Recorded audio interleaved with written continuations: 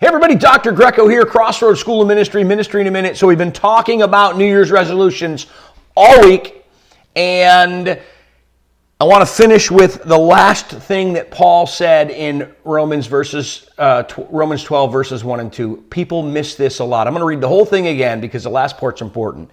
He says, "Therefore, I urge you, brothers and sisters, in view of God's mercy, to offer your bodies as a living sacrifice, holy and pleasing to God. This is your true and proper worship."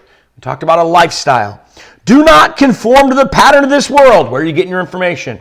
Okay? "But be transformed by the renewing of your mind." You put the right stuff in, God comes out. Okay? He says, then. All of this leads to one thing. Then you will be able to test and approve what God's will is, His good, pleasing, and perfect will. Now, this is really gets to the heart of resolutions. Because a resolution is a change that you want to make in your life for the better. And what should they be? Most of us decide what they should be based on how we feel, what we want our life to be. But don't you think we should decide them on what God wants? And a lot of us would simply say, well, I don't know what God wants. Well, if you stop conforming to the world and begin the process of renewing your mind by putting God things in, you will slowly know more and more of God's will.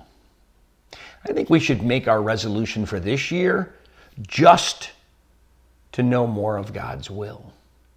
Because then we won't have to make any more resolutions. If we're living in His will and we're doing the things He wants us to do, we're being who He calls us to be. Deuteronomy says we'll have blessings. If you disobey, you have curses, but if you obey, you have blessings. The more we know His will, I think the better our lives will be. And that's really the goal of resolutions. So, enjoy, have a happy new year. We'll see you next week for more Ministries in a Minute.